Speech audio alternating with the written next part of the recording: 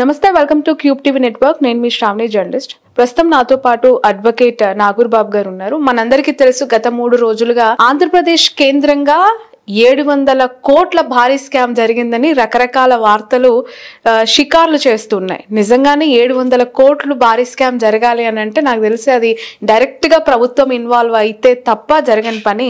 ఆ స్థాయిలో అంత పెద్ద మనుషులు ఎవరు ఇందులో ఇన్వాల్వ్ అయ్యారు అని చూస్తే ఒక చిన్నపాటి ఆర్టిస్ట్ రీతూ చౌదరి, అతని భర్తకి సంబంధించి ఇదంతా కూడా డీలింగ్ జరిగిందనే వార్త. ఇందులో వాస్తవం ఎంత? నిజంగానే స్కామ్ జరుగుండొచ్చు, జరిగిందని అనుకోవచ్చు. 700 కోట్ల స్కామ్ జరగాలి అని అంటే దాన్ని చాలా సీరియస్ గా తీసుకోవాల్సిన అవసరం ఉంటుంది కదా. సో దీనికి సంబంధించి అసలు ఆధారాలు ఏమున్నాయి? ప్రస్తుతం ఆరోపణలు ఎదుర్కొంటున్న శ్రీకాంత్ పాత్ర, at the same time Srikanth చెప్తూ ఉన్నట్టు ఒకటి వైఎస్ఆర్సీపీకి సంబంధించి సజ్జల రామకృష్ణారెడ్డి పేరు చెప్తూ ఉన్నారు. జగన్ కి అత్యంత సన్నిహితుడు, అలాగే తన పిఆర్ఓగా వ్యవహరించిన కె నాగేశ్వరరావు, మనందరికీ తెలుసు కేఎన్ఆర్ గా తను జగన్ వ్యవహారాలనే చక్కబెడుతున్న వ్యక్తి. అతని మీద, ధనుంజయ రెడ్డి మీద, వీళ్ళందరి మీద అలిగేషన్స్ వేస్తూ ఉన్నారు. వాళ్ళ పేర్లు చెప్తూ వాళ్ళందరినీ వాడుకున్నారు అని చెప్పడంలో నిజం ఎంతుంది? ఇవన్నీ అడిగి తెలుసుకుందాం. ప్రస్తుతం నాగూర్ బాబు గారితో మాట్లాడదాం. సార్ నమస్తే. నమస్తే. Thank you sir for your time. 700 కోట్ల భారీ స్కామ్, అది వింటేనే చాలా మైండ్ షాకింగ్ గా అనిపిస్తోంది. అసలు 700 కోట్ల భారీ స్కామ్ ఏంటి? ఇందులో ఎవరి పాత్ర ఎంత ఉంది? నిజంగా జరిగిందా, లేదంటే టీడీపీ వైసీపీని ఎరుకున పెట్టడానికి చేస్తున్న ఇదొక స్కెచ్? ఎలా చూడాలి దీన్ని? అంటే 700 కోట్ల భారీ స్కామ్ గా ప్రొజెక్ట్ చేస్తున్నారు అన్నట్లు అనిపిస్తుంది. ఇప్పటి వరకు నిజంగా ఒక 10 కోట్ల స్కామ్ జరిగితేనే టీడీపీ సైడ్ నుంచి పెద్ద పెద్ద నాయకులు అందరూ రంగంలోకి దిగి ప్రెస్ మీట్లు పెట్టేసి మాట్లాడుతూ ఉంటారు. కానీ నిజంగా టీవీ మీడియాల్లో మనకి 700 కోట్లు లేదా ఇలా ప్రొజెక్ట్ అవుతూ ఉన్నప్పుడు క్వశ్చన్ ఏంటంటే, అనగాని సత్యప్రసాద్ గారు స్టాంప్స్ అండ్ రిజిస్ట్రేషన్ శాఖ మంత్రి, ఆయన నుంచి ఏమన్నా రెస్పాన్స్ వచ్చిందా? ఆయన ఏమన్నా ప్రెస్ మీట్లో మాట్లాడా? నారా లోకేష్ గారు ఏమన్నా మాట్లాడారా? పవన్ కళ్యాణ్ గారు ఏమన్నా మాట్లాడారా? చంద్రబాబు నాయుడు గారు ఏమన్నా మాట్లాడారా? లేకపోతే ఇతర అధికారులు ఏమన్నా ప్రెస్ మీట్లు పెట్టి ఇలా జరిగింది, దీని మీద విచారణ జరుగుతుంది, మీడియాలో ఇలా సర్క్యులేట్ అవుతున్నాయి అని ఏమన్నా మాట్లాడారా? ఎక్కడ ఆ న్యూసే లేదు కదా. కనీసం ఆ ఇష్యూ జరిగిన ఆ నియోజకవర్గాల ఎమ్మెల్యేలు కానీ, అక్కడ దానికి సంబంధించిన ఎంపీలు కానీ ఎవరు కూడా బహిరంగంగా ఒక స్టేట్మెంట్ ఇప్పటి వరకు ఇచ్చిన దాఖలాలు లేవు. అవును, ఇప్పటికీ గడిచి ఆ న్యూస్ వచ్చి ఆల్మోస్ట్ 4 days అయింది. ఈ 4 days లో కనీసం ప్రభుత్వం నుంచి స్పందనే లేదు అని అంటే దాన్ని మనం ఏ విధంగా చూడాలి? ఫస్ట్ జరిగింది అనుకోవాలా, జరగలేదు అనుకోవాలా? ఇప్పుడు ఈ ఉదంతం అంతా కూడా సబ్ రిజిస్ట్రార్ సింగ్ అరెస్ట్ అవడం వల్ల ఫైల్ అయింది. ఆ టైంలో అతను అబ్స్కాండ్ అయ్యాడు. అబ్స్కాండ్ అయినప్పుడు మన దగ్గరకు వచ్చినప్పుడు యాంటిసిపేటరీ బెయిల్ వేసాము. దాన్ని ఈ శ్రీకాంత్ అనే వ్యక్తికి ఇంటర్నల్ లాబింగ్ చేయడంలో ఫెయిల్ అవ్వడం వల్ల, వాళ్ళకి ఉన్న సంబంధాలు చెడిపోవడం వల్ల దాన్ని ఈరోజు 700 కోట్ల స్కామ్, 1000 కోట్ల స్కామ్ గా చూపిస్తున్నట్టు అనిపిస్తుంది. అసలు మీకు తెలిసి రీతూ చౌదరి, శ్రీకాంత్ యొక్క రిలేషన్ ఏంటి? నిజంగానే వాళ్ళకి పెళ్ళైందని కొందరు, పెళ్ళైనా ఇమీడియట్ గానే డివోర్స్ కి అప్లై చేసుకున్నారని మరికొందరు అంటూ ఉన్నారు. మీకు తెలిసిన ఇన్ఫర్మేషన్ ఏంటి? రీతూకి అసలు పెళ్ళైందా శ్రీకాంత్ తో? రీతూ చౌదరి ఆల్మోస్ట్ వాళ్ళ నాన్నగారు మాకు బాగా ఫ్రెండ్ అండి, వాళ్ళ అన్నయ్య ఫ్రెండ్, వాళ్ళ ఫ్యామిలీ అంతా బాగా తెలుసు అనమాట. రీతూ చౌదరికి నిజంగా శ్రీకాంత్ తో పెళ్ళయింది. పెళ్ళయింది. ఇదే సబ్ రిజిస్టర్ అరెస్ట్ అయినటువంటి సింగ్ ఆయన సర్టిఫికేట్ కూడా ఇచ్చాడు, marriage register certificate. Okay. So పెళ్ళైన తర్వాత వాళ్ళ రిలేషన్ బ్రేక్ అయిందని కూడా చెప్పడం జరిగింది తను నిన్న ఒక ఛానల్లో. ఎందుకు వాళ్ళ మధ్య అంత విత్ ఇన్ షార్ట్ స్పాన్ లో డిస్ప్యూట్ ఎందుకు వచ్చాయి? ఈ ఇష్యూసే కారణమా, లేదంటే ఇంకా ఏమైనా ఇతరాత్ర కారణాలు? అంటే ఫస్ట్ తనకి పెళ్లి అయింది, తనకి శ్రీకాంత్ అనే వ్యక్తికి అంతకు ముందు మ్యారేజ్ అయింది. ఓకే. ఆ మ్యారేజ్ అయిన విషయాన్ని తన దగ్గర దాచిపెట్టాడు తను చెప్పే ఒక అంశం. సెకండ్ ఏంటంటే, సబ్ రిజిస్ట్రార్ సింగ్ మీద ఏసీబీ రైడ్ జరగడానికన్నా ముందు పటమటలో రాఘవరావు అనే వ్యక్తి మీద ఏసీబీ రైడ్ జరిగింది. ఆ ఏసీబీ రైడ్ జరిగినప్పుడు అతను ఒక స్టేట్మెంట్ ఇచ్చాడు అనమాట రాఘవరావు ఏసీబీ పోలీసులకి. నేను నా పోస్టింగ్ వేయించుకోవడానికి శ్రీకాంత్ అనే వ్యక్తికి డబ్బులు ఇచ్చి 2 కోట్ల రూపాయలు డబ్బులు ఇచ్చి పోస్టింగ్ వేయించుకున్నాను అనే స్టేట్మెంట్ ఇచ్చాడు. ఆ స్టేట్మెంట్ ని బేస్ చేసుకొని రీతూ చౌదరి అప్పుడు తనకు భారీగా ఉంది కాబట్టి తన బ్యాంక్ అకౌంట్స్ ను కూడా ఫ్రీజ్ చేయడం జరిగింది. అండ్ శ్రీకాంత్ కి సంబంధించిన కొన్ని ప్రాపర్టీస్ కూడా అతనికి నోటీస్ ఇచ్చి ఫ్రీజ్ చేయడం జరిగింది. ఓకే, సో మీకు తెలిసి రీతు పాత్ర ఇందులో ఎంతవరకు ఉంది అని అనుకుంటున్నారు? అంటే జస్ట్ భార్య కాబట్టే ఫ్రీజ్ చేశారు అని అనుకోవచ్చా, అదే నమ్మాలా, లేదంటే ఇంకా ఏమైనా ఇన్వాల్వ్మెంట్స్ తనకి తెలియకుండా శ్రీకాంత్ ఇంకెక్కడైనా తనని ఇబ్బంది పెట్టే ప్రయత్నం, తన సిగ్నేచర్స్ తో ఏమైనా మ్యానిపులేట్ చేశారని అనుకోవాలి? ఇబ్బంది పెట్టే ప్రయత్నం ఏం లేదండి. ఆ రాఘవరావు అనే వ్యక్తిని శ్రీకాంత్ కారులో తీసుకొని వెళ్తున్నప్పుడు ఆ కారులో రీతుకి సంబంధించినటువంటి డాక్యుమెంట్స్ దొరికినాయి. డాక్యుమెంట్ అంటే బ్యాంక్ అకౌంట్స్ దొరికినాయి. సో అక్యూజ్డ్ ఆఫీసర్ తో పాటు దొరికిన ఏ అసెట్స్ అయినా సరే ఇమీడియట్ గా ఏసీబీ అధికారులు సీజ్ చేసే రైట్ ఉంటుంది. సో ఆ విధంగా సీజ్ చేశారు. తనకు నోటీసులు ఇచ్చారు. ఏసీబీ అక్కడికి ఆఫీస్కి వెళ్ళింది. అప్పుడు ఉన్నటువంటి ఇన్వెస్టిగేషన్ ఆఫీసర్ ఇన్వెస్టిగేషన్ చేసి ఇతని మీద ఇంకా వ్యతిరేకంగా చెప్పారు. ఇతను ఎలాంటి వాడు, శ్రీకాంత్ అలాంటి వాడు అని చెప్పారు. సో 2 విషయాలకు తనకు టాలీ అయినాయి. ఆ సందర్భంలో తనకు బిఫోర్ మ్యారేజ్ అయిందని, ఆల్రెడీ తను క్యారెక్టర్ ఎలాంటిది అని, నెక్స్ట్ ఇతనితో పొలిటికల్ గా కొంచెం ఇన్ఫ్లుయెన్స్డ్ పర్సన్, ఈ వివాదాలన్నీ ఉన్నాయి అన్న ఉద్దేశంతో ఇతనితో దూరంగా ఉండాలని ఆ రోజు నుంచే వాళ్ళు దూరంగా ఉండే ప్రయత్నం చేశారు. సో అది డైవర్స్ పిటిషన్ కూడా ఇప్పుడు స్టిల్ పెండింగ్ లో ఉందన్నమాట. అతని సైడ్ నుంచి ప్రాపర్ గా రెస్పాన్స్ లేదు కాబట్టి, మ్యూచువల్ డైవర్స్ అయితే ఈ పాటికి ఎప్పుడు అయిపోయి ఉండేది. సో మ్యూచువల్ డైవర్స్ కాదు కాబట్టి ఇంకా అది కంటిన్యూ అవుతుంది, పెండింగ్ లో ఉంది. ఓకే, సరే, ఇంకా డీప్ గా వెళ్లే ముందు యాక్చువల్ గా శ్రీకాంత్ అనే వ్యక్తి అసలు ఏం చేస్తూ ఉంటాడు? అసలు ఎవరు ఈ శ్రీకాంత్ అనే క్వశ్చన్ కి ఆన్సర్ ఏమైనా ఉందా మీ దగ్గర?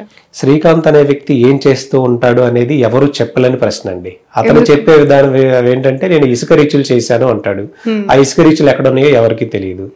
నేను ఎయిర్టెల్ డిస్ట్రిబ్యూటర్ గా చేశాను అని అంటాడు. ఆ కంపెనీ డీటెయిల్స్ ఏంటో మనకు తెలియదు. డిస్ట్రిబ్యూటర్ గా చేశాను అంటాడు.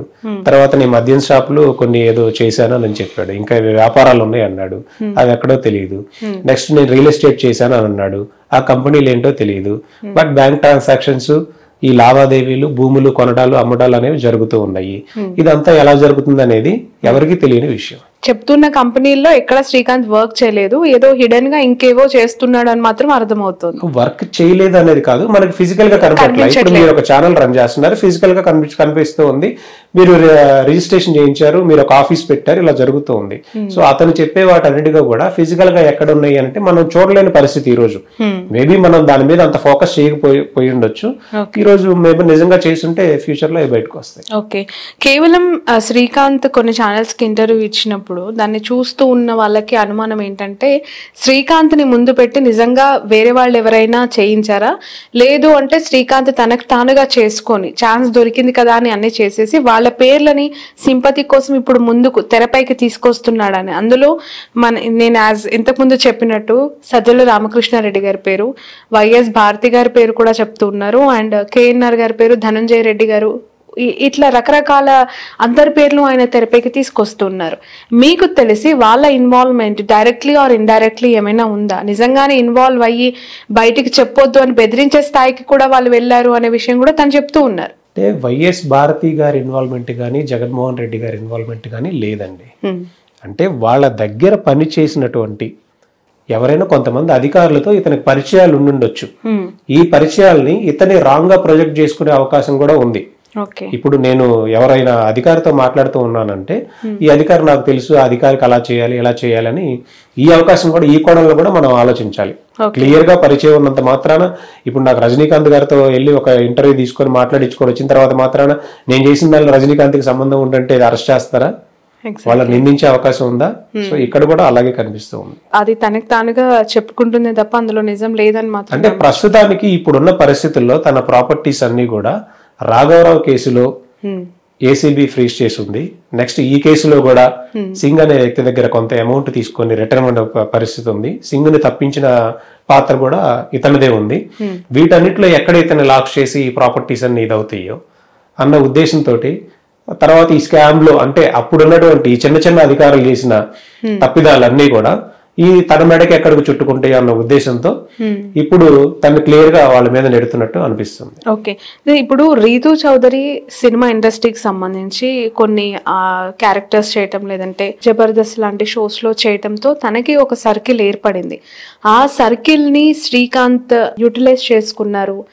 మిస్యూజ్ చేశారు అనే ఆరోపణ. హర్యానాతో తనకి లింక్ ఉందని, సురేఖ వాణి తన కూతురు, లేదంటే ఇంకా బిగ్ బాస్ కి సంబంధించి చాలా సెలబ్రిటీస్ అందులో బిగ్ బాస్ లో పార్టిసిపేట్ చేసి వచ్చిన వాళ్ళతో, రీతు సర్కిల్ తో, జబర్దస్త్ లాంటి సర్కిల్ అందరితోని ఇతను చాలా క్లోజ్ గా మూవ్ అయ్యి కొంతమందికి అటాచ్ చేయటంలో చాలా కీ రోల్ ప్లే చేశారు శ్రీకాంత్ అనే వార్త ఒకటి వినిపిస్తోంది. అందులో నిజం ఎంత, మీకు తెలిసిన ఇన్ఫర్మేషన్ ఏంటి? అంటే నేను కేసు పరంగా మాట్లాడగలను కానీ ఇందులో మిగతా లేడీస్ అందరినీ ఇన్వాల్వ్ చేసి నేను చెప్పాలనుకోవట్లేదండి. ఎందుకంటే అది అవుట్ ఆఫ్ సబ్జెక్ట్.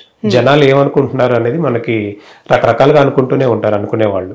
వాళ్ళ మధ్య ఏదన్నా పార్టీస్ కానీ లేకపోతే అలా వెళ్తే వెళ్ళుండొచ్చు, బట్ దానికి కేసుకి సంబంధం లేదు కదా. బట్ మీకు తెలుసు అని నాకు అర్థమైంది. ఎందుకు అనంటే నిన్న మీరు ఇచ్చిన ఒక ఛానల్లో కూడా ఎక్కడో ఇండైరెక్ట్లీ ఈ విషయాన్ని దాటవేసినట్టు నాకు కనిపించింది. అందుకే నేను మళ్ళీ రిపీటెడ్ గా మిమ్మల్ని క్వశ్చన్ అడుగుతున్నాను. డైరెక్ట్ గానే చెప్తున్నానండి. యాక్చువల్ గా నేను సింగార్ కేసుకి యాంటిసిపేటరీ బెయిల్ వేసిన అడ్వకేట్ ని. అండ్ వీళ్ళిద్దరూ కామన్ గా తెలిసిన వ్యక్తులు. ఎవరు శ్రీకాంత్ అనే వ్యక్తి తెలుసు రీతు చౌదరి ద్వారా. రీతు చౌదరి వాళ్ళ ఫ్యామిలీ అంతా ఫ్రెండ్స్ కాబట్టి అలా పరిచయం అనమాట. సో ఆ పరిచయాల్లో వాళ్ళకున్న ఒక సెలబ్రిటీ లైఫ్ ఎలా ఉండిద్దంటే రకరకాల పార్టీలకు వెళ్తూ ఉంటారు, వస్తూ ఉంటారు. అంటే ఎవరు వెళ్తున్నారు, ఎవరిని కలుస్తున్నారు, ఏంటి అని నిఘా పెట్టడం ఇది కాదు కదా. Personal life. ఓకే, ప్రధానంగా వినిపిస్తున్న ఈ సింగ్ అనే వ్యక్తికి సంబంధించి అసలు ఇన్ఫర్మేషన్ ఏంటండి? బయటి ప్రపంచానికి తెలియని అసలు నిజాలేంటి?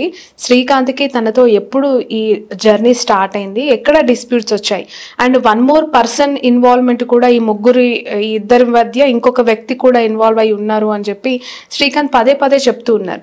అసలు ఇష్యూ ఎక్కడ రేజ్ అయింది వీళ్ళకి? విజయవాడలో సబ్ రిజిస్ట్రార్లు పోస్టింగుల్లో సబ్ రిజిస్ట్రార్లు అక్కడ రావాలి అని అంటే ముడుపులు చెల్లించుకొని అక్కడికి వచ్చే పరిస్థితి ఉంది. అంటే నేను ఒక సబ్ రిజిస్ట్రార్ తో మాట్లాడాను రీసెంట్ గా. ఆ గాంధీనగర్, పటమట ఇలాంటి ఏరియాస్ లో పర్ యానం ఎంత జనరేట్ అవుతుందండి త్రూ చలానాస్ ద్వారా వీటి ద్వారా అంటే సార్ పర్ యానం వచ్చేసి 200 కోట్లు జనరేట్ అవుతుంది అని చెప్పారు అనమాట. ఒక సబ్ రిజిస్టర్ ఆఫీస్ లో పర్ యానం అంత రెవెన్యూ జనరేట్ అవుతుంది. సుమారుగా 150-100 crores జనరేట్ చేసేటువంటి సబ్ రిజిస్ట్రేషన్ ఆఫీసులు కూడా ఉన్నాయి. సో పర్టికులర్ గా అలాంటి ప్రైమ్ లొకేషన్ లో పోస్ట్ తెచ్చుకోవాలి అని అంటే ఖచ్చితంగా ఏదో ఒక పెద్దల అండైనా ఉండాలి, లేకపోతే ఎవరొకరు సపోర్ట్ అయినా చేయాలి, లేదంటే ఏదైనా ఇంటర్నల్ లాబింగ్ చేసుకుని ఆ పోస్ట్ లో అతను ఉండాలి. జనరల్ గా స్టాంప్స్ అండ్ రిజిస్ట్రేషన్ లో ఇప్పుడు మీరు ఏ రిజిస్ట్రేషన్ ఆఫీస్కి వెళ్ళినా గానీ ఏదో ఒక లిటిగెంట్ తోటి దాన్ని రిజెక్ట్ చేసే అవకాశాలు కనిపిస్తూ ఉంటాయి. ఏదో చిన్న ఇష్యూ పెడతారు, మీకు ఈ డాక్యుమెంట్ సరిగ్గా లేదు, మీరు లేదా అక్కడి నుంచి ఎన్ఓసి తీసుకొని రండి, లేదా మీకు ఇది ఎన్రోల్మెంట్ దానిలో ఏదో లింక్ అయ్యింది, ఈ సర్వే నెంబర్ మా లిస్ట్ లో సరిగ్గా కనిపించట్లేదు అని ఒక ఫస్ట్ రిజెక్షన్ మీరు ఫేస్ చేస్తారు. మీరు ఒక ప్రాపర్టీ హ్యాపీగా కొనుక్కుందామని వెళ్తే అక్కడ మీరు రిజెక్షన్ ఫేస్ చేసినప్పుడే అక్కడ కొంతమంది డీలర్స్ ఉంటారు అనమాట. ఆ డీలర్స్ ఏం చేస్తారు, ఇలా మీరు చేస్తే మీకు వస్తుంది అని ఒక 1%, 2% తోటి మీకు పని అయిపోతుంది అని చెప్పేసి చేస్తారు. సో అలా 200 కోట్లు వచ్చేటటువంటి స్టాంప్స్ అండ్ రిజిస్ట్రేషన్ శాఖలో ఉన్నటువంటి ఒక సబ్ రిజిస్ట్రార్ కార్యాలయంలో 2% అనేది ఎంత ఇన్కమ్ అండి పర్ యానంకి వచ్చేసి? చాలా ఎక్కువ మొత్తంలో 4 కోట్లు 5 కోట్ల దాకా కనిపిస్తుంది. అవి కాకుండా ఇంకా లిటిగెంట్ ప్రాపర్టీస్ కొన్ని వస్తూ ఉంటాయి, దాంట్లో ఇంకా ఎక్కువ కూడా చేసే అవకాశాలు ఉన్నాయి అనమాట. సో అలా పోస్ట్ ని కొనుక్కోవడానికి అలవాటు పడిన కొంతమంది కనిపిస్తూ ఉన్నారనమాట. వాళ్లతో సత్సంబంధాలు ఇతనికి ఉండడం వల్ల తర్వాత లేదు మన శ్రీకాంత్కి తన బిజినెస్ వల్ల అయినా అయి ఉండొచ్చు, లేకపోతే తనకున్నటువంటి పెద్దల సహకారం అయినా అయి ఉండొచ్చు, లేదా వాళ్ళ పేరును వాడుకొని ఇతను చేసే లాబింగ్స్ అయినా అయి ఉండొచ్చు. సో సంబంధాలు ఉండడం వల్ల రామారావు అని ఆడిట్ రిజిస్టర్ అతనికి కూడా ఏదో 1000 కోట్ల ఆస్తులు ఉన్నాయట్టు వార్తలు వస్తూనే ఉన్నాయి. మరి అది నిజమెంతో తెలియదు, ఆస్తులు ఎక్కడున్నాయో తెలియదు. బట్ ఆడిట్ రిజిస్ట్రార్ కి ఇప్పుడున్న రాఘవరావుకి వాళ్ళంతా ఒక గ్రూప్ గా ఏర్పడిపోయి ఉన్నారనమాట. అక్కడ కృష్ణా జిల్లాలో ఉన్నటువంటి సబ్ రిజిస్ట్రార్స్ అందరూ వాళ్ళందరితో ఇతనే చెప్తున్నాడు 40 మంది సబ్ రిజిస్ట్రార్ తో నాకు సంబంధాలు ఉన్నాయి అని. సో వాళ్ళకి అండ్ ఏసీబీ రైట్స్ ఎప్పుడు జరుగుతుంది అనే ఇన్ఫర్మేషన్ ఒకటి వస్తూ ఉంది. ఏసీబీ రైట్స్ ఎప్పుడు జరుగుతున్న ఇన్ఫర్మేషన్ వస్తుందంటే ఎవరిస్తూ ఉండాలి? 100% డిపార్ట్మెంట్ పూర్తిగా ఇన్ఫర్మేషన్ ఉన్న వ్యక్తి వస్తూ ఉండాలి. ఇప్పుడు రాఘవరావుని పోస్టింగ్ వేశారు, పోస్టింగ్ వేసిన 10 రోజుల్లోనే రాఘవరావు మీద ఏసీబీ రైడ్ జరిగింది. ఆ రాఘవరావు పోస్టింగ్ వేయించుకోవటం ఇదే చెమకుర్తి శ్రీకాంత్ కి నేను అమౌంట్ ఇచ్చాను, అది 1 కోటి అయి ఉండొచ్చు 2 కోట్లు అయి ఉండొచ్చు అనే స్టేట్మెంట్ ఆయన ఇచ్చాడు అక్కడ. ఓకే. నేను ఇలా డబ్బులు ఇచ్చి పోస్టింగ్ వేయించుకున్నాను అతను చెప్పాడు. సో ఆ కేసులోనే కదా మరి ఇతని అకౌంట్స్ అన్ని ఫ్రీజ్ చేసింది. అండ్ ఫర్దర్ గా సేమ్ సింగార్ పరిస్థితిలో సింగార్ మీద ఏసీబీ రైడ్ జరుగుతుంది. జరిగే సమయంలో ఏసీబీ అనేది ఎలా రైడ్ చేస్తారండి జనరల్ గా మీకు తెలిసినంత వరకు? ముందస్తుగా ఎవరైనా ఇన్ఫర్మేషన్ ఇచ్చి పట్టించాలనే ఉద్దేశం ఉన్న వాళ్ళు రెడ్ హ్యాండెడ్ గా పట్టించడం అనేది మనం చూస్తూ ఉంటాం. అంటే మీరు చెప్పేది ఏంటంటే సబ్ రిజిస్టర్ ఆఫీస్ లో మన జనరల్ గా క్యాష్ ఇచ్చి ఆ క్యాష్ ని మళ్ళీ ఇలా పెట్టి ఇది అలా కాదు. ఇది ఆదాయానికి మించిన ఆస్తులు ఉన్నాయి, ఆదాయానికి ఇన్ఫర్మేషన్ తెలిసిన వాళ్ళే చేయాలి. పూర్తిగా ఇన్ఫర్మేషన్ ఏసీబీ వాళ్ళ దగ్గర ఉంటుంది. అంటే ఇతనికి ఇతని టెన్యూర్ లో అంటే ఇతని అప్పటి నుంచి సో ఇయర్ నుంచి ఇప్పటి వరకు సబ్ రిజిస్టర్ గా పనిచేశాడు, ఇతని ఆదాయం ఇంతే ఉండాలి, ఇంతకు మించి ఆస్తులు ఉన్నాయి అనే ఇన్ఫర్మేషన్ వాళ్ళ దగ్గర క్లియర్ గా ఉండాలి. ఆ క్లియర్ ఇన్ఫర్మేషన్ ఉన్నప్పుడు వాళ్ళు ఏసీబీ రైడ్ కి రెక్కి పెట్టుకొని నైట్ అంతా కన్సర్న్డ్ ఏవో అక్యూజ్డ్ ఆఫీసర్ ఇంట్లోనే ఉన్నాడా లేదా అని ప్లాన్ చేసుకొని అతని మొబైల్ టవర్ సిగ్నల్ తీసుకొని అతని కాల్ లిస్ట్ తీసుకొని ఇతని బంధువులు ఎక్కడున్నారు అని చూసుకొని ఈ బంధువుల పేరు మీద ఎక్కడెక్కడ ఈ ఆస్తులన్నీ వస్తాయిగా ఎక్కడున్నారు చూసుకొని ఏకదాటిగా దాడులు చేస్తారు. అలాంటి సందర్భాల్లో అంటే ఇది గవర్నమెంట్ అఫీషియల్స్ కి రెగ్యులర్ గా జరిగేది. అంటే ఏసీబీ అనేది యాంటీ కరప్షన్ బ్యూరోలో ప్రాపర్టీస్ ఎక్కువగా ఉన్నాయి, ఇతను అవినీతి సంపాదనతో ప్రాపర్టీస్ కూడబెట్టాడు అన్నప్పుడు ఎలా రైడ్ చేస్తారు? ఈ ఇన్ఫర్మేషన్ అంతా తీసుకొని సిగ్నల్ తీసుకొని ఇంట్లోనే ఉన్నాడు అని వాళ్ళ మఫ్టీలో ఉన్నటువంటి ఏసీబీ అధికారులు కూడా కన్ఫర్మేషన్ ఇంట్లో ఉన్నాడని కన్ఫర్మేషన్ వచ్చిన తర్వాత మాత్రమే రైడ్కి వస్తారు. కానీ ఇప్పుడు అప్పుడు ఒక 6 నెలల్లో ఇతను రిటైర్డ్ అయిపోయే వ్యక్తి సింగ్ అనే వ్యక్తి. అండ్ ఇతనికి 2 times హార్ట్ బైపాస్ సర్జరీ ఏదో జరిగింది మొత్తానికి. అంటే కొంచెం హెల్త్ ఇష్యూస్ కూడా ఉన్నాయి. అలాంటి వ్యక్తి మీరు ఇప్పుడు ఫొటోస్ ఏవో చూస్తున్నట్టున్నారు కదా, అతను ఏజ్డ్ గానే కనిపిస్తున్నాడు. సో ఇంతమంది 20 మంది ఏసీబీ అధికారులు వలపన్నితే దాని నుంచి తప్పించుకొని పారిపోగలడా? ఛాన్స్ ఉందా? అంటే ఇన్ఫర్మేషన్ ఉంది. ఎవరిచ్చారా ఇన్ఫర్మేషన్? చేమకుర్తి శ్రీకాంత్ అనే వ్యక్తి ఇన్ఫర్మేషన్ ఇచ్చాడు. ఇతనికి ఎక్కడి నుంచి వస్తుంది ఇన్ఫర్మేషన్? ఐదర్ ఏసీబీ అధికారుల నుంచైనా అయి ఉండాలి, లేదా ఇతనికి ఏదైనా సంబంధాలు ఉన్న వ్యక్తుల నుంచైనా అయి ఉండాలి. అది ఎవరిచ్చారు అనేది he has to say. Chemakurthi Srikanth చెప్పాలి. అతన్ని విచారిస్తే తనకి ఎవరిచ్చారు ఇన్ఫర్మేషన్ ఆ రోజు అనేది తెలుస్తుంది. సో ఆ టైంలో అక్కడి నుంచి హైదరాబాద్ తీసుకొని వచ్చి అండ్ నేను అడ్వకేట్ గా ఉన్నాను నా దగ్గరికి తీసుకొని వచ్చారు. అంటే ఆ టైంలో రీతు చౌదరి గారు మా అపార్ట్మెంట్ లో ఉండడం వల్ల ఒకప్పుడు సో ఇతను కూడా మ్యారేజ్ సమయంలో నాకు తెలిసినందున నేను అడ్వకేట్ కాబట్టి నా దగ్గర తీసుకొని వచ్చారు. అతనికి యాంటిసిపేటరీ బెయిల్ వేసాము, లోయర్ కోర్టులో రిజెక్ట్ అయింది అండ్ హైకోర్టులో వేసాము. ఈ సమయంలో ఇతను గోవాకి తీసుకుని వెళ్ళాడు చేమకుర్తి శ్రీకాంత్. గోవాలో అతను ఉంచిన తర్వాత ఇతను ఎలా చెప్తున్నాడు, నాకు పెద్ద పెద్ద వాళ్ళతో సంబంధాలు ఉన్నాయి, ఆ సంబంధాలు ఏంటో సింగ్ గారికి కూడా తెలుసు కాబట్టి నేను ఏదన్నా లాబింగ్ చేసి మీకు ఎలాగో కలా నిన్ను బయటకు తీసుకొని వస్తానని చెప్పి అక్కడ అతని దగ్గర సుమారు ఒక 70 నుంచి ఒక 1 CR వరకు అమౌంట్ తీసుకోవడం జరిగింది చేమకుర్తి శ్రీకాంత్. ఆ అమౌంట్ తీసుకున్న తర్వాత అతను ఎలాంటి హెల్ప్ చేయకుండా వదిలేశాడు సింగార్ని. వదిలేసినప్పుడు మరి సింగార్ ఊరుకుంటారా? ఈయనకి సంబంధించిన రిజిస్ట్రేషన్లు అన్నీ ఎవరు చేశారు? సబ్ రిజిస్టర్ సింగారే చేశారు. ఈయనకి సంబంధించిన డాక్యుమెంట్స్ కానీ ఎక్కడెక్కడ అసెట్స్ ఉన్నాయి కానీ ఎవరి దగ్గర ఉండేది ఇన్ఫర్మేషన్? శ్రీకాంత్ దగ్గర. ఆల్వేస్లీ సింగ్ దగ్గరే ఉంటుంది. రిజిస్ట్రేషన్ చేసింది సింగ్ కదా. అంటే శ్రీకాంత్ కి సంబంధించిన ప్రాపర్టీస్ అన్ని కూడా ఎక్కడెక్కడ ఉన్నాయనే ఇన్ఫర్మేషన్ సబ్ రిజిస్టర్ కాబట్టి ఈయన దగ్గర ఉంది సింగార్ దగ్గర. సో ఈయన ఏం చేశాడు 1 year తర్వాత ఈయనకి జరిగినదంతా ఇప్పుడు ఆయన జరిగిన నష్టాన్ని చూసుకున్నాడు. 1 కోటి రూపాయల నష్టం జరిగింది. దానితో పాటుగా ఆయన ప్రాపర్టీస్ అన్ని సీజ్ చేశారు. ఎప్పుడైతే తప్పించుకున్నాడో నిజంగా ఆ రోజు దొరుకుంటే చాలా బెనిఫిట్ అయి ఉండేదేమో. దొరకకపోవటం వల్ల ఎంత నష్టం జరిగిందంటే ఆ రోజు దొరుకుంటే ఉన్న ఇన్ఫర్మేషన్ ఏంటి? FIR లో ఏం రాశారు? ఈయనకి ఆదాయానికి ఓన్లీ 1,20,00,000 మాత్రమే ఉండాలి ఇతని ఆదాయం ఓవరాల్ గా ఈ టెన్యూర్లో. కానీ 1,80,00,000 ఉంది, అంటే 60,00,000 ఉంది. దాన్ని దొరుకుంటే 60,00,000 చక్కగా ప్రూవ్ చేసుకొని బెయిల్ మీద బయటకు వచ్చి మళ్ళీ జాబ్ చేసుకుంటూ ఉండేవాళ్ళు. ఇప్పుడు తప్పించడం వల్ల ఏమైంది? ఏసీబీ అధికారుల్లో పైన ఉన్నటువంటి వ్యక్తుల ఈగో హట్ అయిందిగా. నెక్స్ట్ ఈయన మీద ఏసీబీ రైడ్ చేయడానికి రామారావు అనే వ్యక్తి 2 కోట్లు ఇచ్చాడని ఒక అలిగేషన్ ఉంది. ఇన్ని ట్విస్టులు ఉన్నాయి. ఆ రామారావు ఎవరు? Audit register. ఓకే. ఈ ఎలిగేషన్ వల్ల ఇదంతా ఒక లింక్ ఉందన్నమాట దీనికి. అదే ట్రయాంగిల్ స్టోరీ లాగా సింగ్, శ్రీకాంత్, రామారావు ఈ ముగ్గురు చుట్టే రామారావు, రాఘవరావు వీళ్ళ మధ్య అక్కడ ఉన్న సబ్ రిజిస్ట్రార్ల మధ్య అధికారుల మధ్య మాత్రమే నడుస్తూ ఉందన్నమాట. సో ఇతను తప్పించాడు. అప్పుడు దొరకకుండా తప్పించుకోవడం వల్ల ఏసీబీ అధికారులు పై ఆఫీసర్స్ కి కంపల్సరీగా వాళ్ళకి ఇది ఎలా ఉంటుంది అంటే ఒక ఛాలెంజ్ లా ఉంటుంది అనమాట. ఏసీబీ రైడ్ జరిగితే ప్రెస్ డైరెక్ట్ గా అడుగుతారు. 20 మంది ఏసీబీ అధికారులు దాడి చేస్తే ఏకదాటిగా ఇంటి మీదకి వస్తే ఇంట్లో నుంచి అతను పారిపోవడం ఏంటి, ఏం రాశారు, అబ్స్కాండెడ్ అని రాశారు. ఎలా తప్పించుకుంటాడు? తప్పించుకునే ఛాన్సే లేదు కదా. మరి ఈ క్వశ్చన్ ఎందుకు అడగట్లేదు ఎవరు? అంత రిక్కీ చేసి ప్లాన్ చేసి సెల్ ఫోన్ సిగ్నల్ తీసి ఇంత ఉన్నప్పుడు అండ్ కన్ఫర్మ్డ్ గా అతను ఆ రోజు ప్రెస్ మీడియా ముందుకు వచ్చి చెప్పాలన్నా సరే అక్యూజ్డ్ ఆఫీసర్ పారిపోయాడని ఎలా చెప్పగలరు అసలు అంత ప్లాన్ గా చేసినప్పుడు?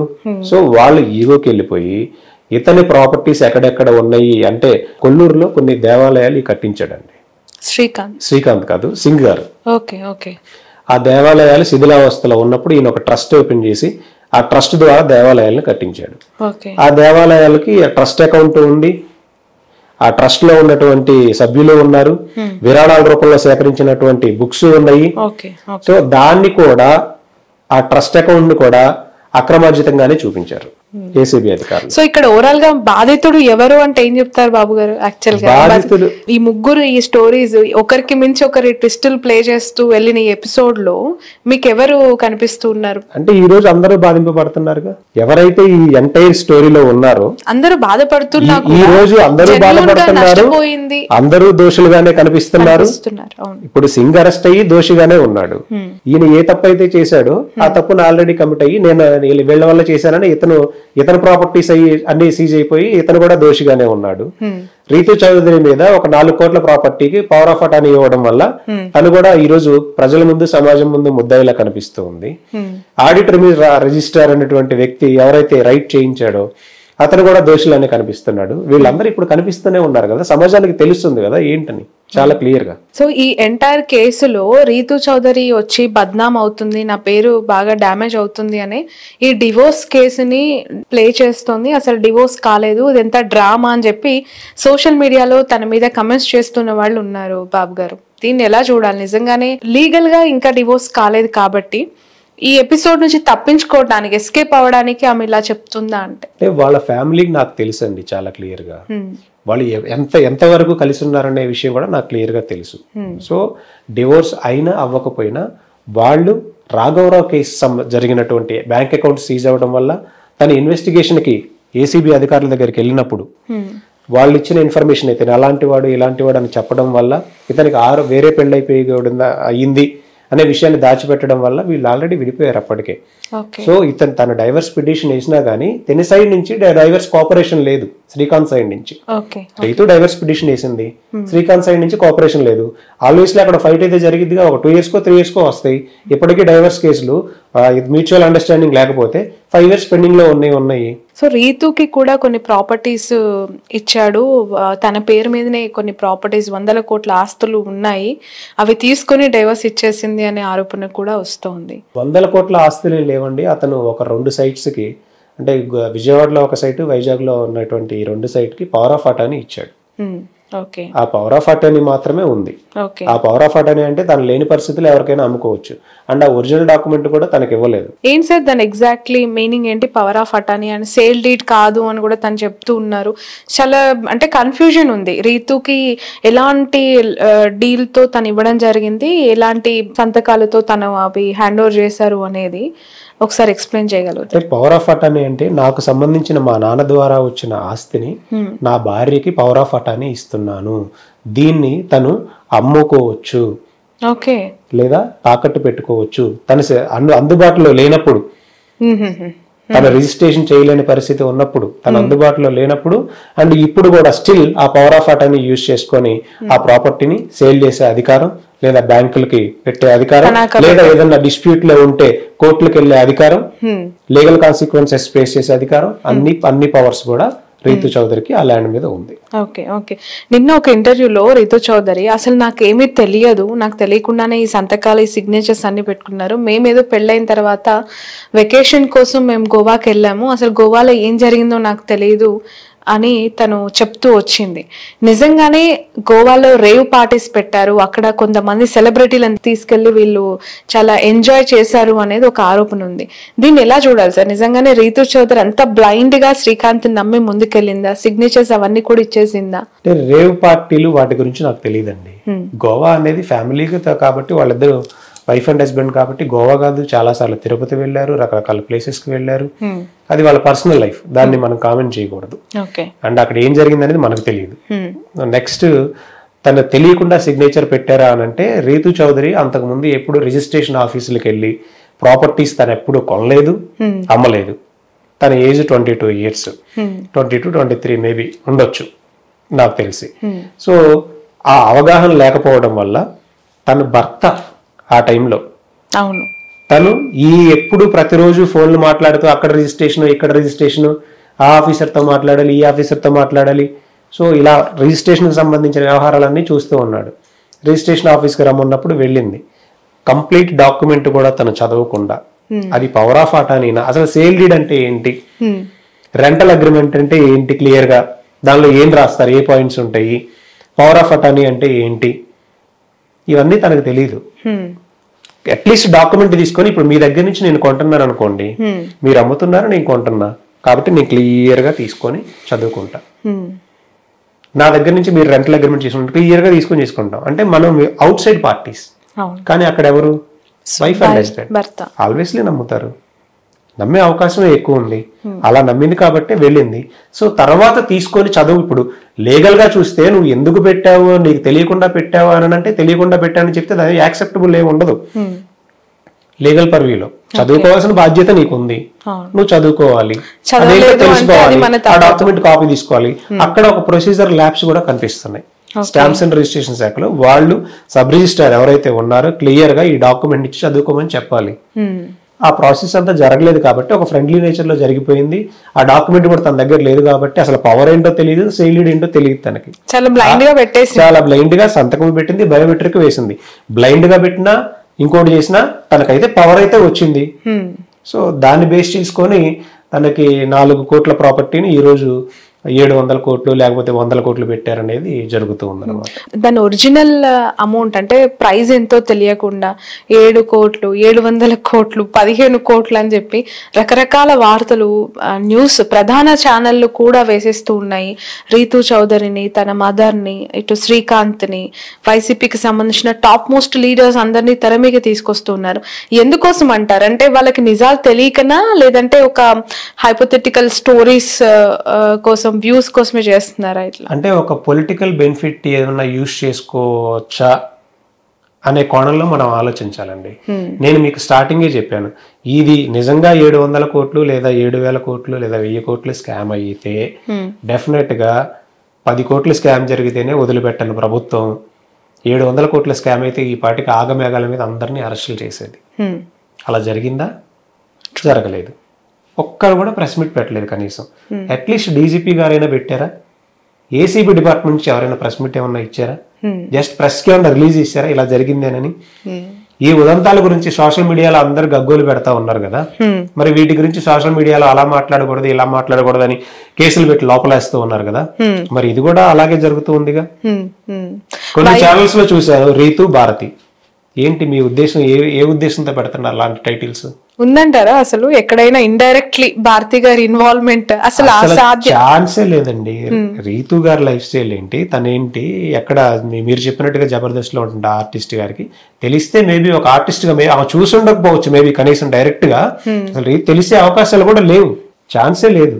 కేవలం అలిగేషన్స్ మాత్రమే ఇలా వేస్తూ ఉన్నారు. ఇప్పుడు ఎట్లాగో వైసీపీ అధికారంలో లేదు కాబట్టి, తను ఇబ్బందుల్లో పడ్డాడు కాబట్టి వీళ్ళని కార్నర్ చేస్తే నాకు అటు పార్టీ నుంచి అయినా సింపతి వస్తుందని ఏమైనా శ్రీకాంత్ ఇలాంటి డ్రామా ప్లే చేస్తున్నారా అని అడిగితే ఇప్పుడు డెఫినెట్ గా అలాగే అనిపిస్తూ ఉంది. అంటే అతనైతే కొంతమంది పెద్దలతో మాట్లాడేవాడు, ఏం మాట్లాడుతున్నాడు అనేది మనకు తెలియదు. అది వాళ్ళిద్దరికి మధ్య ఉన్నటువంటి సంబంధం. వాళ్ళు ఏం మాట్లాడుకుంటున్నారు, ఇతను బయట ఏం మాట్లాడుతున్నాడు, నెక్స్ట్ ఈ సబ్ రిజిస్ట్రార్లతో ఏం చెప్తూ ఉన్నాడు, అసలు ఇతనికి ఇన్ఫర్మేషన్ ఎలా వస్తూ ఉంది, ఎలా తప్పించగలుగుతున్నాడు, ఎలా లీక్ చేయగలుగుతున్నాడు. కొన్ని ఆడియోలు కూడా వచ్చినాయి కదా, ఆ ఆడియోలో మీరు ఇంత అమౌంట్స్ ట్రాన్సాక్షన్స్ గురించి నెక్స్ట్ పెద్ద పెద్ద వాళ్ళకంటే ఏదో ఇంటెన్షనల్ గా చెప్తున్నట్టు కాకుండా చాలా క్యాజువల్ గా మాట్లాడుకుంటూ ఉన్నారు. ఒక అధికారికి సంబంధించిన వాటికి మేము ఇలా చేసాము అని. సో ఇవన్నీ జరుగుతున్నప్పుడు చూసే ప్రజలకు కూడా క్లియర్ గా అర్థమవుతూ ఉంది. అయితే కొంతమంది అధికారుల హస్తం ఏదైనా కొన్ని పరిచయాలను యూజ్ చేసుకొని ఉండొచ్చు, లేదా కొంతమంది అతను చెప్పినటువంటి సజ్జల రామకృష్ణారెడ్డి గారి పిఏ అని ధనంజయ రెడ్డి గారు అని అన్నారు. తర్వాత కొంతమంది పేర్లు చెప్పారు, వాళ్ళతో నార్మల్ గా మాట్లాడి దాన్ని తన అవసరం కోసం యూజ్ చేసుకొని ఉండొచ్చు. అది వాళ్ళకి తెలియదు. అది ఇప్పుడు ఇతన్ని విచారిస్తే కదా తెలిసేది. దాని ఎవిడెన్సెస్ బయట పెడితే కదా.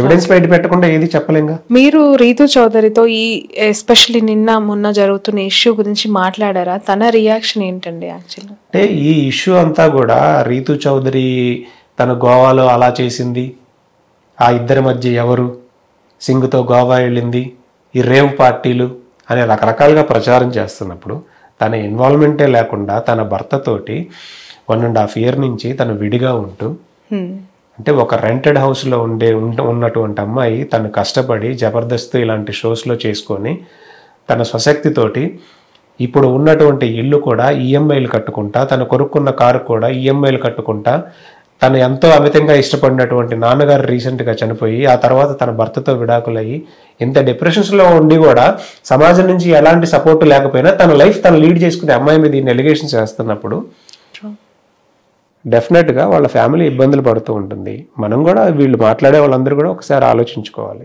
కేటీఆర్ గారి ఇష్యూ చూస్తుండొచ్చు. ఫార్ములా 1 రేసింగ్ కి సంబంధించి ఏసీబీ నోటీసులు, విచారణ ఇదంతా కూడా అరెస్ట్ చేస్తారా? అంటే ఈ కేసెస్ లో క్విట్ ప్రోకో జరిగిందని, కొన్ని కోట్ల రూపాయలు లావాదేవీలు జరిగాయి అని చెప్పి ఆరోపణలు ఎదుర్కొంటూ ఉన్నారు.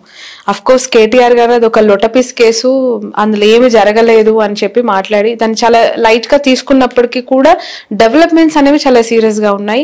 అరెస్ట్ చేస్తారనే వార్తలు ఎక్కువగా వినిపిస్తూ ఉన్నాయి. మీరు ఎలా రియాక్ట్ అవుతారు దీనిపైన? అంటే అది ఏసీబీ అధికారులు తీసుకునే డెసిషన్ మీద ఆధారపడి ఉండింది. ఏసీబీ అధికారులు ఆయన అరెస్ట్ చేసి మ్యాండేటరీగా విచారించాల్సిందే, ఆయన అరెస్ట్కి వెళ్లాల్సిందే అనుకుంటే అరెస్ట్ చేస్తారు. ఆయన అరెస్ట్ అవసరం లేదు, ఇన్వెస్టిగేషన్ కోఆపరేట్ చేస్తూనే ఉన్నాడు, ఆల్రెడీ తన దగ్గర నుంచి తీసుకోవాల్సిన ఇన్ఫర్మేషన్ అంతా మేము తీసేసుకున్నాం అంటే అరెస్ట్ చేయాల్సిన నెసెసిటీ లేదు. అండ్ ఒకవేళ అరెస్ట్ చేసినా కానీ ఆ కేసు ఎప్పటికి తేలాలి, ఎన్ని సంవత్సరాలకు తేలాలి? రేవంత్ రెడ్డి గారి మీద ఓటుకున్నట్టు కేసు పెట్టారు. ఏసీబీ అధికారులు డైరెక్ట్ గా డబ్బిస్తున్నట్టు వీడియోలతో అందరికి దొరికింది. ఆ కేసు ఇప్పటికి ఏమైనా తేలిందా? ప్రత్యక్షంగా వీడియో కనిపిస్తుంటే ఏమైనా తేలిందా? ఇప్పటికీ ఏం తేలలేదు కదా. సో ఈ కేసు కూడా, ఈ కేసులో డైరెక్ట్ గా కేటీఆర్ గారికి అమౌంట్ ఆయన ఎలా బెనిఫిట్ పొందాడో చెప్పాలి. అంటే ప్రొసీజర్ ల్యాబ్స్ జరిగి ఉండొచ్చు. ప్రొసీజర్ ల్యాబ్స్ అంటే ఈయన ఒక మంత్రిగా ఉన్నప్పుడు కేబినెట్ ఆమోదం తీసుకోకుండా ఇచ్చింది, ప్రొసీజరల్ వైలేషన్ అది. నెక్స్ట్ ఈయన మంత్రిగా ఉన్నప్పుడు హెచ్ఎండిఏ ఉన్నటువంటి వాళ్ళకి 50 కోట్లు ఇవ్వమని ఆదేశాలు ఇవ్వటం, అక్కడ ఏమన్నా ప్రొసీజరల్ వైలేషన్ జరిగి ఉండొచ్చు. తర్వాత ఆర్బీఐ నుంచి ఏదో లెటర్ తీసుకోవాలని, అప్రూవల్ తీసుకోవాలని చెప్పారు, తర్వాత కేబినెట్ ఆమోదాలు తీసుకోలేదని చెప్పారు. ఇవన్నీ ప్రొసీజరల్ వైలేషన్స్ గానే మనం చూడాలి. దీని ద్వారా ఈ 50 కోట్ల అకౌంట్కి ట్రాన్స్ఫర్ చేయడం ద్వారా రాష్ట్రానికి జరిగిన నష్టం ఏంటి, మంచి జరిగిందా చెడు జరిగిందా అనే కోణంలో మనం ఆలోచించాలి. జనరల్ గా ఓవరాల్ గా చూసుకుంటే ఈ ఫార్ములా ఈ రేస్ కి సంబంధించి హైదరాబాద్ కి ఒక ప్రతిష్ట వచ్చింది. ప్రపంచవ్యాప్తంగా భారతదేశంలో ఉన్నటువంటి కేవలం హైదరాబాద్ నే ఎందుకు చూస్ చేసుకున్నారు?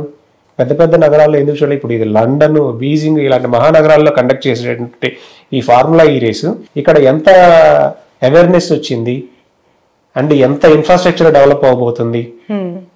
సో ఇవన్నీ చూడాలి కదా. జనరల్ గా మనం చూసుకుంటే ఆల్మోస్ట్ ఆ రోజు వాళ్ళు ఫార్ములా ఈ రేస్ వాళ్ళు రాసినట్టు వాళ్ళు డైరెక్ట్ గా వెబ్సైట్ లో అండ్ బ్లాగ్స్ లో రాశారు అనమాట. వాళ్ళ వెబ్సైట్ లో చేశారు. రాష్ట్రానికి 700 కోట్ల రూపాయలు ఆదాయం వచ్చినట్టు చూపించారు అనమాట. సో అదంతా తెలంగాణ రాష్ట్రానికి జరిగిన బెనిఫిటే కదా. ఇప్పుడు 50 కోట్లు ట్రాన్స్ఫర్ అకౌంట్ చేశారు, మళ్ళీ కేటీఆర్ గారికి ఏమన్నా రిటర్న్ వచ్చినాయా? అవినీతి ఎక్కడన్నా జరిగిందా? అది ప్రూవ్ చేయాలిగా. ఇప్పుడు అకౌంట్ నుంచి అమౌంట్ వెళ్ళింది, మళ్ళీ కేటీఆర్ గారు దాన్ని తీసుకున్నారా? ఆయనకి ఏమన్నా పర్సనల్ గా బెనిఫిట్ జరిగిందా? ఇవన్నీ ప్రూవ్ అయినప్పుడు మాట్లాడుకోవాలి. నిజంగా ఆయన అరెస్ట్ అయితే కేటీఆర్ గారికి ఇంకా బెనిఫిటే జరిగింది ప్రజల్లో.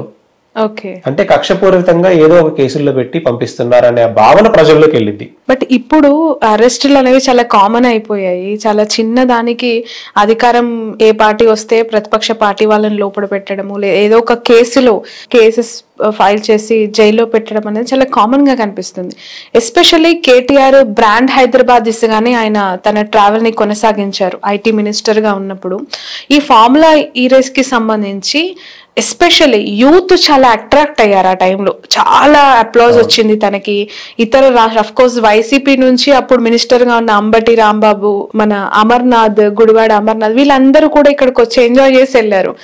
ఇట్లాంటి కేసెస్ లో క్విట్ ప్రోకో, ఫెమా ఉల్లంఘన లాంటి పెద్ద పెద్ద పదాలని రిపోర్ట్ లో చేర్చారు కదా, అవన్నీ అవకాశం ఉందంటారా? జరిగిన సందర్భాలు కనిపిస్తున్నాయంటారా ఎక్కడైనా? మంత్రిగా ఉన్నప్పుడు ప్రొసీజర్స్ తెలియవండి. కొన్ని ప్రొసీజర్స్ అంటే మీరు అర్థం చేసుకోవాల్సింది ఏంటంటే, ఆయన గైడ్ చేయాల్సింది ఎవరు? అధికారులు ఎవరు? IAS officers. ఈ ప్రొసీజర్స్ అన్ని ఎవరికి తెలుస్తాయి? వాళ్ళకి తెలుస్తాయి. ఆయన ఆదేశాలు ఇచ్చాడు, దాన్ని ఇంప్లిమెంట్ చేయాల్సిన బాధ్యత ఎవరికి ఉంది? ప్రాపర్ గా గైడ్ చేయాల్సిన బాధ్యత ఎవరికి ఉంది? వీళ్ళకుంది. వీళ్ళు గైడ్ చేశారా, చేయలేదా? ఆ కోణంలో కూడా చూడాలిగా. ఇప్పుడు అధికారులను కూడా విచారిస్తూ ఉన్నారు, అధికారులకు కూడా నోటీసులు ఇచ్చారు కదా. ఇస్తారు డెఫినెట్ గా. ఎందుకంటే ఇదంతా కేసు మొత్తం ఇన్వెస్టిగేషన్ జరిగి ఫైనల్ గా జడ్జిమెంట్ డే వచ్చిందో చూద్దాం. ఆ జడ్జిమెంట్ రావడానికి ఎన్ని సంవత్సరాలు, ఈ రాజకీయ కక్షదారంతో పెట్టేటువంటి కేసుల్లో జడ్జిమెంట్ రావడానికి ఎన్ని సంవత్సరాలు పడుతుందనేది మనం ఆలోచించాలి. మీకు సింపుల్ గా చెప్పాను, ఓటుకునేట్టు కేసు జరిగి ఎన్ని సంవత్సరాలు అయిపోయింది? స్టిల్ పెండింగే కదా. ఎందుకు రాలేదు జడ్జిమెంట్? సో ఇది కూడా ఇలా ఒక పార్టీ వచ్చిన తర్వాత ఇంకొక పార్టీ మీద అలిగేషన్స్, వాళ్ళకి ఏదన్నా అవకాశం దొరికితే ఎప్పుడు కేసులు పెడుతూనే ఉంటారు. ఇది ఈ తెలంగాణలో అయినా ఆంధ్రప్రదేశ్లో అయినా ఇది ఒక సాంప్రదాయం అయిపోయింది. ఓవరాల్ భారతదేశంలోనే ఒక సాంప్రదాయం అయిపోయింది. ఒక పార్టీ అధికారంలోకి వస్తే ఇంకో పార్టీని ఖచ్చితంగా ఎక్కడ చిన్న లూప్ దొరికినా గానీ వాళ్ళు ఇరికించాలి అని ఆ ప్రయత్న భాగంలో జరుగుతూనే ఉంటాయి. దాన్ని మనం ప్రజలు కూడా అర్థం చేసుకునే స్టేజ్ లో ఉన్నారు. అర్థం చేసుకున్నారు కాబట్టి మీకు అధికారం ఎప్పుడు మారుతూ ఉంది, స్టేబుల్ గా ఉండట్లా. అధికారం మనకి మారుతుందంటే చాలా క్లియర్ గా ప్రజల్లో అవేర్నెస్ ఉంది. రాష్ట్రం అప్పుల పాలైపోయింది చాలా ఎక్కువగా. ఇలాంటి ఇష్యూస్ వల్లనే వీళ్ళు దాదాపు కొన్ని 100 కోట్లు వెనకేసుకున్నారు. ఇలాంటి అనవసర రేసింగ్లు పెట్టి జస్ట్ డబ్బులు దండుకోవడానికే పెట్టారు అనే ఆరోపణ కాంగ్రెస్ పార్టీ ఎస్పెషల్లీ బీఆర్ఎస్ పైన చేస్తూ ఉంది. నిజంగానే అలా జరిగిందని అనుకోవాలా? ఈ రేసు వల్ల అయితే 700 కోట్ల ఆదాయం వచ్చిందని డైరెక్ట్ గా కంపెనీ చెప్తుందండి. ఈ రేస్ కండక్ట్ చేసిన వాళ్ళు మీరు వెబ్సైట్ ఓపెన్ చేసి చూడండి, ఎవరు కండక్ట్ చేశారు. వాళ్ళు లండన్ లో కండక్ట్ చేశారు, బీజింగ్ లో కండక్ట్ చేశారు. హైదరాబాద్ కి ఎంత లాభం వచ్చిందని నేషనల్ ఆర్టికల్స్ లో రాశారు, ఎకనామిక్స్ టైమ్స్ లో రాశారు. హైదరాబాద్ కి, మన భారతదేశానికి ఇది ఒక గర్వకారణం అని రాశారు. మళ్ళీ రిటర్న్ గా మళ్ళీ అది కంటిన్యూ చేస్తే అది ఇంకా గొప్ప స్థాయికి వెళ్ళి ఉండేది. అది ఒక ఒలింపిక్స్ కండక్ట్ చేయడానికి అక్కడ ఉన్నటువంటి దేశాలు ఎంత ఖర్చు పెడుతున్నాయో దాన్ని కూడా ఇది ఒక క్రెడిట్ లా మనం చూసి మనం ప్రోత్సహించాల్సిన నెసెసిటీ ఉంది. దాని మీద కూడా మనకు వచ్చేదాన్ని, మన క్రెడిట్ ని, మన హైదరాబాద్ ని ఇప్పుడు ప్రపంచ స్థాయిలో తలదించుకునే విధంగా ఇక్కడ ఏదో స్కామ్ జరిగినట్టుగా దాన్ని చూపించే ప్రయత్నం కూడా జరిగినట్టు కనిపిస్తుంది. Okay, right. ఇంతకుముందు మీరు మాట్లాడుతూ రీతూ చౌదరి విషయంలో తను సంతకాలు పెట్టినప్పుడు శ్రీకాంత్ తన భర్త అన్నారు. వాళ్ళ జర్నీ లవ్ నుంచి, మ్యారేజ్ నుంచి డివోర్స్ వరకు వచ్చేసింది. ఈ జనరేషన్లో అరేంజ్ మ్యారేజెస్ కంటే లవ్ మ్యారేజెస్ చాలా ఎక్కువగా జరుగుతూ ఉన్నాయి. ఒక అమ్మాయి ఇష్టపడిన వ్యక్తిని పెళ్లి చేసుకొని తను ఏం చెప్పినా చాలా బ్లైండ్గా నమ్మేస్తుంది. అఫ్ కోర్స్ రీతూ చౌదరి కూడా దానికి అతీతం కాదు. తను నమ్మింది కాబట్టి ఆ సిగ్నేచర్స్ అలా పెట్టేసింది, తనతో అలా ట్రావెల్ అయ్యింది. ఒక అడ్వకేట్గా నాగూర్ గారు, మీరు చాలా కేసెస్ని డీల్ చేస్తూ ఉంటారు కదా, ఈ పర్టికులర్ జనరేషన్లో సిగ్నేచర్ అనేది ఎంత వాల్యుబుల్, ఎంత ఇంపార్టెంట్, ఎంత అర్థం చేసుకొని ఎంత అర్థవంతంగా పెట్టాలి అనే దాన్ని ఈ కేసు ఒక ఉదాహరణగా మనం చూడాలి. మీ అడ్వైజ్ ఏంటి యంగర్ విమెన్స్ కి? పెళ్లి చేసుకోవాలి, సంతకాలు పెట్టేటప్పుడు ఎంత అనుమానంగా, ఎంత ఆలోచిస్తూ పెట్టాలి అనేది మీరు ఎలా చెప్తారు దాన్ని? అంటే ఒక్క యంగర్ జనరేషన్టే కాదండి, ఇది ప్రతి ఒక్కళ్ళకి కూడా ప్రతి పనిలో ఒక సిగ్నేచర్ అనేది చాలా ఇంపార్టెంట్. చాలా మంది ఒక తెల్ల కాగితాల మీద పెట్టేసేసి ఇచ్చేసేస్తుంటారు, వైట్ పేపర్స్ మీద. తర్వాత ఏదో రాసేస్తారు. దానికి ఎవరు బాధ్యులు? వీళ్ళే బాధ్యులు అవుతారు. కొంతమంది చెక్స్ మీద పెట్టి, ఎంటీ చెక్స్ మీద పెట్టేసి ఇస్తుంటారు. ఈ రోజు కోర్టులో ఉన్నటువంటి నెగోషియబుల్ ఇన్స్ట్రుమెంట్ యాక్ట్ కింద ఫైల్ అయ్యేటువంటి కేసుల్లో ఆల్మోస్ట్ అన్ని కేసుల మీద ఎంటీ చెక్స్ మీద ఇచ్చినవే ఉంటాయి. తర్వాత డేట్స్ వేయకుండా రాసిస్తుంటారు, వాళ్ళకి ఇష్టం వచ్చినప్పుడు డేట్ వేసుకొని రాసుకుంటారు అనమాట. తర్వాత ప్రామిసరీ నోట్స్ మీద రాస్తూ ఉంటారు. ఇలా సిగ్నేచర్ అనేది రకరకాలుగా మిమ్మల్ని ఇబ్బంది పెట్టడం కోసం యూజ్ చేసుకునే అవకాశం ఉంది. 1కి 100 సార్లు డాక్యుమెంట్ చదవండి. 100 సార్లు చదవకుండా కనీసం ఒక్కసారైనా చదవండి. 100 సార్లు ఎలాగో చదవరు, కనీసం ఒక్కసారైనా చదవండి. చదివి సైన్ చేయండి. మీకు ఇన్సూరెన్స్ పాలసీస్ ఉంటాయి, టర్మ్స్ అండ్ కండిషన్స్ ఎప్పుడైనా చదువుతారా? అస్సలు. కార్కి ఇన్సూరెన్స్ చేయిస్తారు, టర్మ్స్ అండ్ కండిషన్స్ ఏమన్నా చదువుతారా? ఒక అపాయింట్మెంట్ ఆర్డర్ వస్తుంది, అది ఒక 20 పేజీలు ఉంటుంది, చదువుతారా? ఏం చూస్తారు? లాస్ట్ లో ప్యాకేజ్ అంతా. మా దగ్గరకు వచ్చే కేసెస్ అలాగే ఉంటాయండి. దానిలో ఏంటంటే టర్మినేషన్ పీరియడ్, లేదా కొంతమంది సర్టిఫికేట్స్, స్టూడెంట్స్ ఏంటంటే మీ సర్టిఫికేట్స్ మా దగ్గరే పెట్టాలి, లేదా వాళ్ళకి మధ్య ఒక బాండ్, 2 years ఖచ్చితంగా వర్క్ చేయాల్సిందే, ఎటు వెళ్ళడానికి లేదు అని. ఇవన్నీ ఏం చదవరు, ఓన్లీ శాలరీ ప్యాకేజ్ చూసుకుంటారు. చెక్స్ ఇచ్చేటప్పుడు కూడా ఏంటంటే బ్లైండ్ గా సైన్ పెట్టేసి వీళ్ళ అవసరం కోసం ఇచ్చేస్తూ ఉంటారు. ఇన్సూరెన్స్లు చేయించుకునేటప్పుడు కూడా పాలసీ ఏంటి క్లియర్ గా చూసుకోరు. ఏజెంట్స్ ఏంటంటే వాళ్ళు చెప్పాల్సిన మాటలు మీకు ఇలా వస్తుందని చెప్పేసి వెళ్ళిపోతారు. ఇవన్నీ ఏ లోపం వల్ల జరుగుతున్నాయి? మీరు డాక్యుమెంట్ ని చదవకుండా సైన్ పెట్టడం వల్లే ఇవన్నీ జరుగుతూ ఉన్నాయి. సో ప్రతి ఒక్కళ్ళు కూడా ఇప్పుడు వచ్చే జనరేషన్ అయినా ఎవరైనా సరే, అంటే ఒకవేళ వాళ్ళకి చదవడం రాకపోయినా సరే క్లియర్ గా పక్కన వాళ్ళ చేత చదివించుకోవాలి, మాత్రమే సైన్ పెట్టాల్సిన నెసెసిటీ ఉంది. నిజంగానే ఈ ఇష్యూలో రీతు చౌదరి ఆ రోజు పర్టికులర్ గా ఉండి నేను పెట్టే సిగ్నేచర్స్ దేనికోసం అని చదువుకొని, లేదంటే అట్లీస్ట్ తెలుసుకొని పెట్టుంటే ఇంతవరకు వచ్చేది కాదా? తెలుసుకొని పెట్టినా గానీ ఇంత దూరం వస్తుందండి. ఎందుకంటే ఆ డాక్యుమెంట్ ఏంటి, శ్రీకాంత్ వాళ్ళ నాన్నగారు ప్రాపర్టీని శ్రీకాంత్కి ఇచ్చాడు, శ్రీకాంత్ ప్రాపర్టీని తన భార్య కాబట్టి ఇస్తున్నాడు. తప్పే ఉంది? ఇప్పుడు నా భార్యకి నేను ఏదైనా ప్రాపర్టీ గిఫ్ట్ రాస్తాను, తప్పేంటి అందులో? లీగల్ ట్రాన్సాక్షనే కాదు. నేను ఎలా సంపాదించాను అనేది ప్రభుత్వంలో, ఇప్పుడు నేను సంపాదించింది ఇల్లీగల్ అనుకోండి, డెఫినెట్ గా చేస్తే మరి వాళ్ళ మీద పవర్ ఉంది కాబట్టి ఆమె మీద అయ్యింది కదా. సో అది భార్య కాబట్టి తన మీదకి వెళ్తుంది, కానీ తను చదివినా చదవకపోయినా సేమ్ కాన్సిక్వెన్సెస్ ఉంటాయి, ఏం మారదు. ఈ డెవలప్మెంట్స్ లో శ్రీకాంత్ కి ఇష్యూస్ ఉన్నాయి కాబట్టి లీగల్ గా ఈ ఆస్తులు కూడా ఫ్రీజ్ అయ్యే అవకాశం, అంటే ఆల్రెడీ తను రీతుకి ఇచ్చేసాడు, సంతకాలు కూడా అయిపోయాయి కదా, అవి మళ్ళీ ఏమైనా తీసుకునే అవకాశం ఉంటుందా? అంటే ఆ ఆస్తులు ప్రూవ్ చేసుకోవాలండి వీళ్ళు. అవి లీగల్ గా 22లో ఏలో లేకుండా వీళ్ళ పూర్వార్జితం అన్నారు. పూర్వార్జితం అంటే ఆ లింక్ డాక్యుమెంట్స్ అవన్నీ చూపించుకోవాలి, ఆ ల్యాండ్ చూపించుకోవాలి. ఆ ల్యాండ్ నిజంగా 22A లేదు, లేకపోతే చుక్కల భూమి కాదు, లేకపోతే దేవాదాయ శాఖ భూమి కాదు, ఇది వీళ్ళ ఓన్ ల్యాండే అని అక్కడ ఉన్న ఎంఆర్ఓ ఏదైనా ఎంక్వైరీ చేసి ఆయన సర్టిఫికేట్ ఇచ్చి చాలా క్లియర్ గా ఉంది అని అనుకుంటే వీళ్ళ ఆస్తులకి ఏ ప్రాబ్లము ఉండదు. సో అది లేదు, లిటిగెంట్ ల్యాండ్ ఏదన్నా అయ్యండి కొనుక్కున్నా, అక్కడ ఏదైనా డిస్ప్యూట్ ల్యాండ్స్ ఉండి కొనుక్కున్నా గానీ, డబుల్ రిజిస్ట్రేషన్స్ అయి ఉన్నా కానీ, రకరకాలుగా ల్యాండ్ ఇష్యూస్ లో మనం చూస్తూనే ఉంటాం. అలాంటిది ఏదన్నా ఉంటే వీళ్ళకి డెఫినెట్ గా ఇష్యూ వస్తుంది. రిజిస్టర్ చేస్తే డెఫినెట్ గా త్రూ కోర్ట్ నుంచి తీసుకొని రావాల్సిందే మళ్ళీ. ఓకే, సో ఒక అంటే మైండ్ గేమ్ అనాలో, లేదంటే ఒక సింపతి కైండ్ ఆఫ్ స్టేట్మెంట్ అనాలో, శ్రీకాంత్ నిన్న ఒక ఇంటర్వ్యూలో మాట్లాడుతూ అంటున్నారు, నేను చచ్చిపోతే, నన్ను ఎవరైనా చంపేస్తే, నాకేమైనా జరిగితే అది ఆ పార్టీదే బాధ్యత, వాళ్ళు తనెవరు పేర్లు చెప్పారో వాళ్ళే దాన్ని బేర్ చేయాల్సి ఉంటుంది. నిజంగా అతనికి అంటే చనిపోయేంత థ్రెట్ ఉందంటారా? అతను ఏమైనా చనిపోయేంత థ్రెడ్ ఉంటే ఆయన అంత స్వేచ్ఛగా వచ్చి స్టూడియోలో కూర్చొని ఇంటర్వ్యూ ఇవ్వగలరా? చనిపోయేంత ఇదే ఉంటే ఆయనకి డెఫినెట్ గా ఇప్పుడు ఆయన కాల్స్ లిఫ్ట్ చేస్తూ కారులో తిరుగుతూ ఉండగలరా? చాలా ఫ్రీగానే హైదరాబాద్ లోనే ఉన్నాడు కదా. సో ఉన్నప్పుడు ఆయనకు అంత థ్రెడ్ ఎక్కడి నుంచి ఉంది? అంటే నువ్వు వేసిన అలిగేషన్స్ వల్ల ఉందా?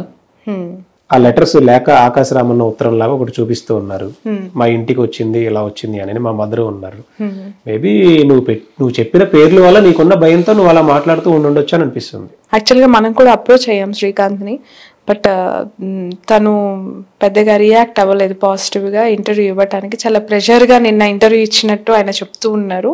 అతను చెప్పేది నిజమైతే ఆయన ఇంటర్వ్యూకి వచ్చి ఫేస్ చేయాల్సి ఉంటుంది, బట్ ఆయన ఫేస్ చేయట్లేదు అని అంటే సంహౌ ఎక్కడో ఆ డౌట్స్ కూడా మనకు రేజ్ అవుతూ ఉన్నాయి. మీ వర్షన్ చెప్పండి అన్నా కూడా తను పెద్దగా పాజిటివ్గా రియాక్ట్ అవ్వలేదు. సో లెట్స్ వెయిట్, తను ఇంకా వచ్చి మాట్లాడతారా లేదా చూద్దాం. బట్ ఈ ఇష్యూ 700 కోట్లు అనేసరికి అందరికీ ఒక షాకింగ్ అనిపించింది. ఏపీలో అంత పెద్ద స్కామ్ జరిగింది, అది కూడా రీతు చౌదరి, శ్రీకాంత్ అని ఇద్దరు యంగ్స్టర్స్ నుంచి ఇంత పెద్ద స్కామ్ జరిగిందనే ఒక వార్త చాలా మందికి చాలా డౌట్స్ దీంట్లో రైజ్ అయ్యాయి. అందుకే మిమ్మల్ని ఇన్వైట్ చేశాను బాబు గారు. Thank you so much. మొత్తానికి ఎంటైర్ ఇష్యూలో రీతుని అందరూ ఒక విలన్ గా ప్రొజెక్ట్ చేస్తున్నారు. అట్లీస్ట్ మీలాంటి వాళ్ళ ద్వారానైనా కొన్ని నిజాలు, అంటే ఇప్పుడు ఆ అమ్మాయికి కావాల్సింది ఒక సపోర్ట్. ఒకవైపు తండ్రిని కోల్పోయింది, మరోవైపు భర్త దూరంగా ఉన్నారు, ఒక తల్లితో తను ఒంటరి పోరాటం చేస్తుంది. నిజాలు ఏంటి అనేది అట్లీస్ట్ మీరైనా చెప్పగలిగారు ఈ రోజు ఈ ఇష్యూలో. Thanks a lot for that.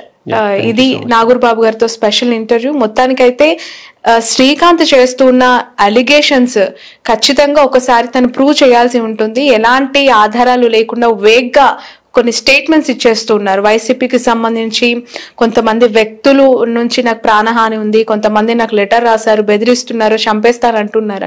చెప్పడం కాదు, అది చేతల్లో కూడా ఎవరు బెదిరించారు. ఇప్పుడు సింగ్కి సంబంధించి, రామారావు సంబంధించి చాలా ఆడియోస్ ఆయన బయట పెడుతున్నారు. బెదిరించిన వాళ్ళ ఆడియోస్ ఆయన బయట పెట్టొచ్చు కదా, ఎందుకు అతను అవి బయట పెట్టట్లేదు అనే క్వశ్చన్స్ కూడా ఇక్కడ రేజ్ అవుతూ ఉన్నాయి. ఇది ఎంత దూరం వెళ్తుంది, ఇంకా ఎక్కడ ఫుల్ స్టాప్ పడుతుంది అనేది మాత్రం మనం వేచి చూడాల్సిందే. That's all for